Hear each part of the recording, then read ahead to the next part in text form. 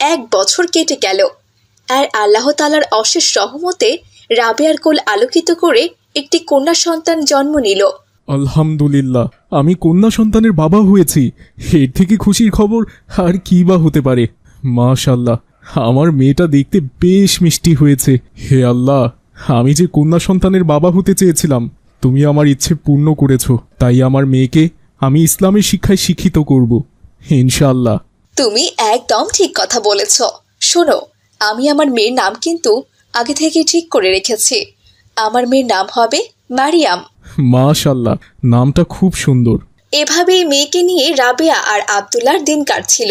আব্দুল্লাহ যখন কাজে যেত তখন রাবেয়া তার মেয়েকে ঘুম পাড়িয়ে রেখে রান্না বান্না থেকে শুরু করে সংসারের সমস্ত কাজ করত। একদিন রাবেয়া রান্নাঘরে রান্না করছিল। হঠাৎ রাবেয়া মারিয়ামের হাসির শব্দ শুনতে পেল। ইয়া আল্লাহ, বাচ্চাটা আমার আজকে এত তাড়াতাড়ি উঠে গেল। থাক, রান্নাটা একটু পরে করব, আগে বাচ্চাটাকে একটু খাবার খাওয়াই। এই বলে রাবেয়া ঘরে যায় আর গিয়ে দেখে মারিয়াম এখনো ঘুমাচ্ছে। আর সে ঘুমের ঘোরে এভাবে খিলখিল করে হাসছে। এ কি, মারিয়াম তো এখনো ঘুমাচ্ছে, কিন্তু ও এভাবে হাসছে কেন? মনে হয় কোনো স্বপ্ন দেখছে। ফেরেশতারা ওকে স্বপ্নে খেলা দিচ্ছে, তাই হয়তো খুশি হয়ে এভাবে হাসছে। যাক বাবা, ভালোই হয়েছে। আমি এখন রান্নাটা সেরে আসি, একটু পরে আবার মারিয়ামের বাবা খেতে আসবে। এই বলে রাবেয়া রান্নাঘরে চলে যায়। এভাবেই দিন কাটতে থাকে। দেখতে দেখতে মারিয়াম বড় হয়ে যায়। এখন তার বয়স 7 বছর। তার নাম যেমন মারিয়াম, তার কাজও ঠিক মারিয়াম আলাইহিওয়াসাল্লামের মতোই। সে তার মায়ের আগে ঘুম থেকে উঠে ফজরের সালাত আদায় করে। সে তার খেলার সাথীদেরও নামাজ পড়ার নির্দেশ দেয়। কিন্তু মারিয়ামের একটা অভ্যাস ঠিক আগের মতোই রয়ে গেছে, আর সেটা হচ্ছে ঘুমের ঘোরে খিলখিল করে হাসা। সে এখনো ঘুমের ঘোরে হাসে। এই বিষয় নিয়ে তার বাবা মা চিন্তিত থাকলেও খুব একটা পাত্তা দেয় না। একদিন, মা মারিয়াম, মাছের তরকারি নাও। তখন থেকে শুধু ভাত নিয়ে বসে আছো যে? কতদিন থেকে গরুর গোশত খাই না, আমাকে গোশত এনে দাও, আমি গরুর গোশত খাবো। আব্বু কোথায়? এখনই ডাকো, আমার জন্য গরুর গোশত আনতে বলো। কোথায় গরুর গোশত? এসব এসব তুমি কি বলছো কি মা? গতকালই তো তুমি গরুর গোশত দিয়ে ভাত খেলে। তোমার তোমার মনে নেই? ঠিক তখনই সেখানে আব্দুল্লাহ চলে আসে। কি ব্যাপার মারিয়াম, তুমি এমন ব্যবহার করছো কেন? তুমি তো এর আগে কখনো এরকম ব্যবহার করনি। এ কি আব্বু, তুমি আমাকে এভাবে বকছো কেন? আমি কি করেছি? মা মারিয়াম, তুমি হঠাৎ গরুর গোশত কেন খেতে চাইছো মা? তুমি তো কালকেই গরুর গোশত খেলে। সে যাই হোক, তোমার বাবা বিকালে বাজার থেকে তোমার জন্য গরুর গোশত নিয়ে আসবে। আর রাগ করো না মা, খেয়ে নাও। আমি কেন রাগ করবো আম্মু? আমি কি তোমাদের উপর কোনোদিন রাগ করেছি? আমি তো ভালো মেয়ে, আমি কখনই কারোর উপর রাগারাগি করি না। সেটা কি তোমরা জানো না? তাছাড়া আব্বুই বা কেন গোশত আনবে? এত গরু গোশত খাওয়া স্বাস্থ্যের জন্য ঠিক নয়। আমরা তো কালকেই গরুর গোশত খেলাম, তুমি কি ভুলে গেছো আম্মু? কিন্তু মারিয়াম, তুমি তো একটু আগেই বললে তুমি গরুর গোশত খাবে। না আম্মু, আমি আবার কখন গরু গোশতের কথা বললাম? তোমাদের হয়তো কোথাও ভুল হচ্ছে। তুমি তো মাছ রান্না করেছো, আমি তো তোমার কাছে মাছের তরকারি চাইলাম। আম্মু, আমার মনে হচ্ছে তুমি আমাকে নিয়ে আজকাল একটু বেশি চিন্তা করছো, তাই হয়তো তোমার মনে হয়েছে আমি এটা চেয়েছি। সে না হয় ঠিক আছে মা, কিন্তু আমার এত বড় ভুল হলো। যাই হোক, তুমি খেয়ে নাও মা। এভাবেই দিন কাটছিল। দেখতে দেখতে মারিয়ামের বয়স 18 বছর হয়ে গেল। এখন তার বিয়ের জন্য অনেক সম্বন্ধ আসে। একদিন মারিয়ামের বাবা আব্দুল্লাহ একটা ভালো ঘর দেখে মেয়ের বিয়ে ঠিক করে। মা মারিয়াম, এই বিয়ে নিয়ে তোমাকে কিছু বলার আছে মা? না আব্বু, আমার কিছু বলার নেই। তোমরা যা ভালো মনে করবে তাই হবে। তোমাদের উপর আমার আস্থা আছে, তোমরা সবসময় আমার ভালো চাও। আলহামদুলিল্লাহ, আমি তোমার উত্তর শুনে সন্তুষ্ট হয়েছি মা। আল্লাহ তোমাকে নেক হায়াত দান করুক। দেখতে দেখতে বিয়ের দিন চলে আসে। তারা খুব ঘটা করে বিয়ের আয়োজন করেনি, শুধুমাত্র মুরব্বী লোকজনেরা বিয়েতে উপস্থিত ছিলেন। কিছুক্ষণের মধ্যে ছেলেপক্ষের লোকেরাও চলে আসে। ঠিক তখনই মারিয়ামদের বাড়ির লাইটগুলো অন অফ করা শুরু করে। কি কি কি ব্যাপার? লাইটগুলো এরকম করছে কেন? এতক্ষণ তো সব কিছু ঠিকই ছিল। মিটারের আবার কোনো সমস্যা হলো না তো? লাইটগুলো বারবার এভাবে অফ হচ্ছে আবার অন হচ্ছে কেন? হুজুর, আপনি বিয়ে পড়ান, আমি দেখি লাইটের কোনো সমস্যা হলো কিনা। ঠিক আছে আব্দুল্লাহ, মরিয়ম, তুমি এবার 3 বার কবুল বলো তো। তুই কে রে? সর আমার সামনে থেকে, বেয়াদব লোক কোথাকার। তুই আমাকে কবুল বলতে বলছিস? তোকে বিয়ে করার কোনো শখ থাকলে তুই কবুল বল, আমি বলবো না। আমার সামনে থেকে সর, তোকে আমার সহ্যই হচ্ছে না, সর বলছি। তার মানে আপনি কি এই বিয়েতে রাজি নন? যাই হোক, আপনি বিয়ে করতে চান না এটা খুব ভালো কথা, তবে এই কথাটা আপনি আগে বললেই তো পারতেন, তাহলে আমরা এখানে কখনো আসতাম না। একদম চুপ, তোকে আমি ছাড়বো না। আজকেই হবে তোর শেষ দিন। তুই কেন আমাকে বিয়ে করতে এসেছিস? হ্যাঁ, তুই জানিস না আমার কখনো বিয়ে হতে পারে না? এ কি বাবা, আপনার মেয়ে সব কি বলছে? আপনার মেয়ে তো বিয়েতে রাজি নয়, তার মানে আপনার কি তাকে জোর করে বিয়ে দিচ্ছেন? না না বাবা, কোথাও একটা ভুল হচ্ছে। আমি তো কদিন আগেই মারিয়ামকে জিজ্ঞাসা করেছি ও এই বিয়েতে রাজি আছে কিনা। তখনও আমাকে বলেছিল এই বিয়েতে ওর কোনো আপত্তি নেই। তবে এখন এরকম করছে কেন মারিয়াম? তুমি এরকম ব্যবহার করছো কেন মা? তুমি তো কখনো এরকম করো না, আজ হঠাৎ কি হয়েছে তোমার? একটু শান্ত হও মা, শান্ত হও। তোমাকে দেখে তো সবাই ভয় পাচ্ছে। আব্দুল্লাহ এসব কথা বলতেই মারিয়াম অজ্ঞান হয়ে পড়ে যায়। শোনো সবাই, আমার ধারণা মরিয়মের সাথে কোনো জিন আছে, আর ওই জিনটাই মরিয়মকে পছন্দ করে। তার জন্য ওই জিনটা মরিয়মের বিয়েতে বাধা দিচ্ছে। তবে এখন ওই জিনটাকে কিছু করা যাবে না, যা করার সব বিয়ের পরে করতে হবে। কিন্তু হুজুর, আমার মেয়ে তো অজ্ঞান হয়ে পড়ে গেছে, এখন কিভাবে বিয়ে হবে? তাছাড়া বিয়ের সময় যদি ওই জিন আবার বাধা দেয় তখন কি হবে?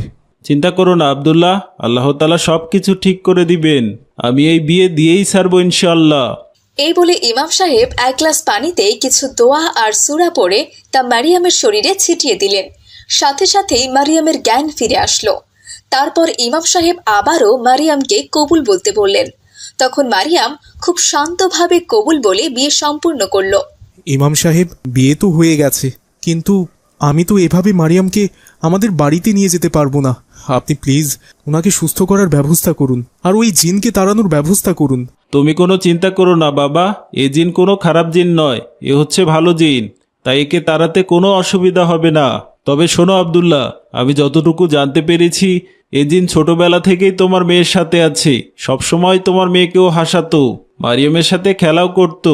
আর এই জিনটা মারিয়ামের ঘরেই থাকে, সে সব সময় মারিয়ামের সাথে থাকার চেষ্টা করে, কারণ জিনটা মারিয়ামকে খুব পছন্দ করে। তবে মারিয়াম 5 ওয়াক্ত সালাত আদায় করে বলে এই জিনটা মরিয়মের কোনো ক্ষতি করেনি, আর অন্য অন্য দুষ্ট জিনের হাত থেকে সবসময় মারিয়ামকে হেফাজত করেছে। কিন্তু জিন জাতি যেহেতু আগুনের তৈরি, তারা ভালো হলেও তাদেরকে মানুষের সাথে রাখা ঠিক নয়। তুমি এক কাজ করো আব্দুল্লাহ, এই পরা পানিটুকু পুরো বাড়িতে ছিটিয়ে দাও, আর তার সাথে আমি মারিয়ামকে একটা তাবিজ দিচ্ছি, ওটা ওর গলায় ঝুলিয়ে দাও, তাহলে মারিয়াম নিরাপদে থাকতে পারবে। আর পরাপানি ছিটিয়ে বাড়িটি বন্ধ করে দিলে জিনটি আর বাড়িতে প্রবেশ করতে পারবে না। আর মারিয়ামের শরীরে তাবিজ থাকলেও সে আর মারিয়ামের শরীরে ভর করতে পারবে না।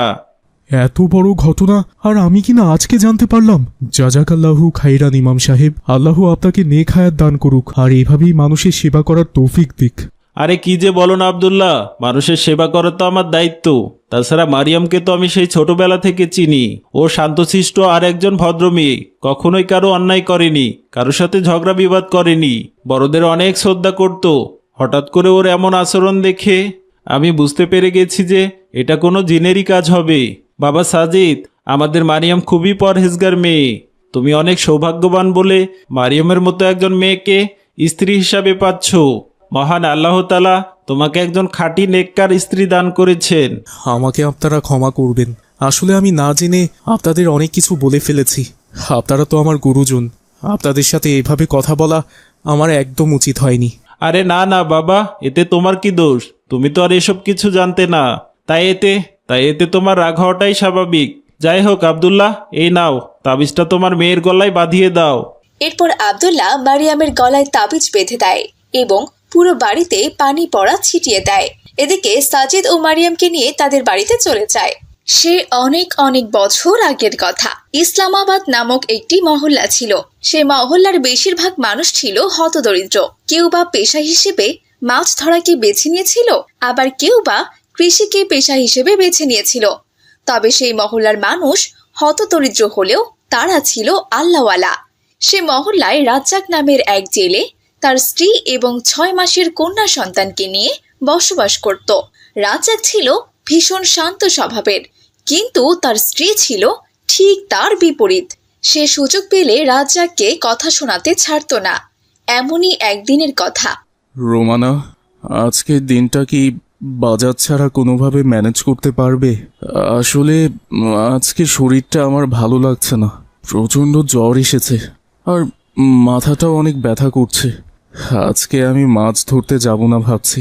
আজকের দিনে খাবারের ব্যবস্থা হয়ে যাবে, কিন্তু এই যে তুমি আজকে মাছ ধরতে যাবে না, তাতে করে তো আমাদের অনেক বড় লোকসান হয়ে যাবে।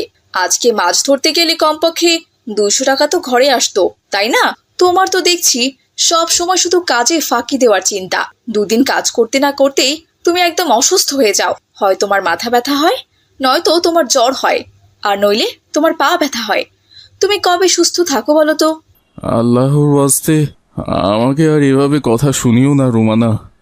তোমার এমন কথা শুনলে আমার খুব কষ্ট হয়। তাছাড়া আমি কি আর ইচ্ছে করে অসুস্থ হয়ে পড়ি বলো? মাছ বিক্রি করে যে কটা টাকা পাই তা দিয়ে কোনো রকম সংসারটা চালাই। বড় লোকের মতো তো রোজ রোজ মাছ মাংস খেতে পারি না, তাহলে শরীরটা ভালো থাকবে কিভাবে বলো? একটা কথা না বলে পারছি না রোমানা। তোমার আমার জন্য কোনো চিন্তা হয় না? তোমার সব চিন্তা কি শুধু টাকার জন্য? হ্যাঁ হ্যাঁ, তুমি একদম ঠিক কথাই বলেছ। টাকা ছাড়া কি আর দুনিয়া চলে? হ্যাঁ, তাই তো আমার সব চিন্তা শুধু টাকা নিয়ে। এখন বেশি কথা না বলে তুমি যাও, গিয়ে বিশ্রাম করো। আমার শরীরটাও খুব একটা ভালো নেই, তাই আমিও গিয়ে একটু বিশ্রাম নেই। এভাবেই সেই দিনটি কেটে গেল।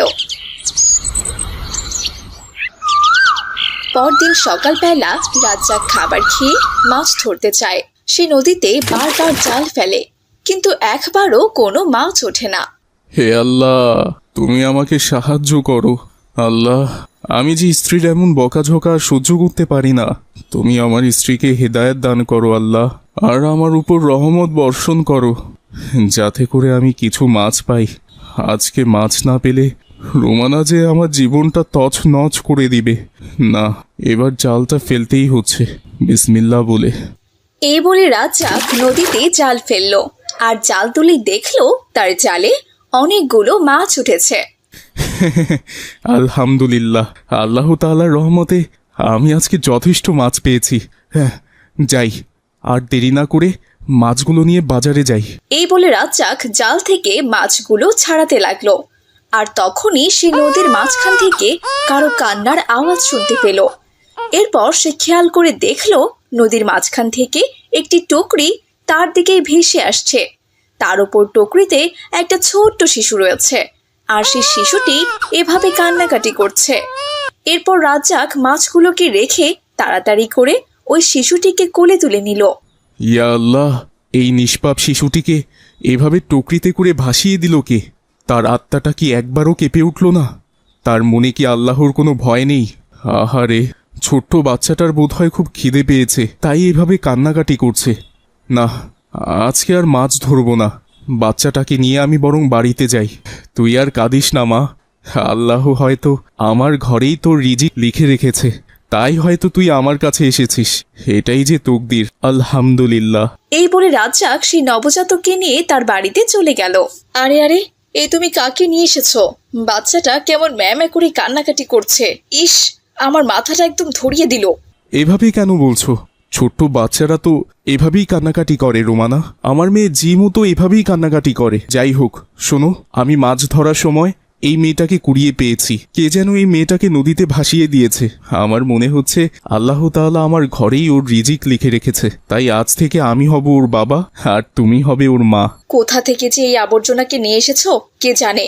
শোনো, তুমি ওর বাবা হলে হও, কিন্তু আমি ওর মা হতে পারবো না। আমার অনেক কাজ আছে, এই আমি গেলাম, আর তুমি থাকো তোমার মেয়েকে নিয়ে। যায় পর্বত চূড়া হয়ে আড়ালে হারা। যে যাই বলুক, আমি তোকে আমার কাছেই রাখবো মা। আজ থেকে আমার দুটো মেয়ে, বড় মেয়ে জিম আর ছোট মেয়ে জান্নাতুল।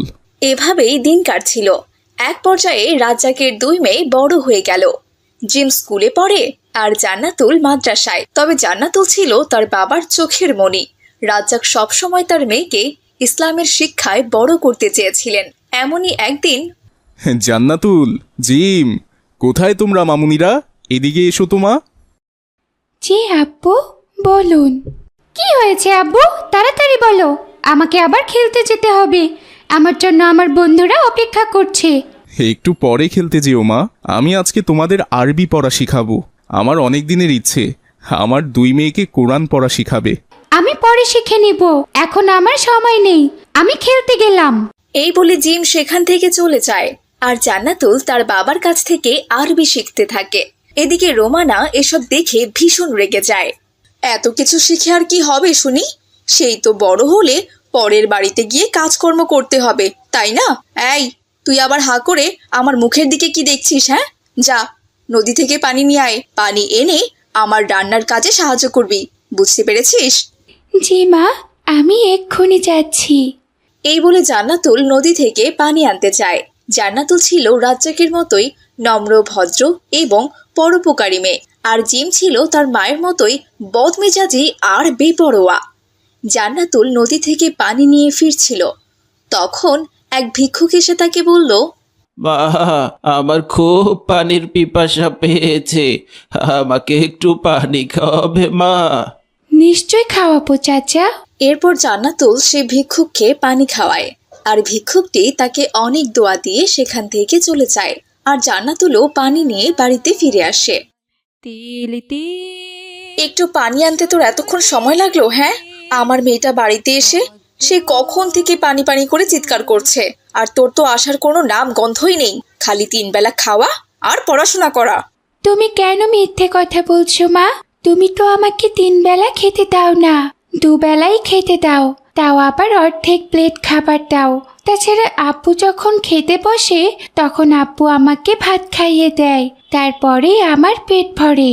জান্নাতুলের মুখ থেকে এমন কথা শুনে রোমানা ভীষণ রেগে যায় আর জান্নাতুলকে মারতে থাকে। তখন আড়াল থেকে জিম এসব দৃশ্য দেখে হাসতে থাকে। এভাবেই দিন কাটছিল। রোমানা জান্নাতুলকে একদম সহ্য করতে পারত না।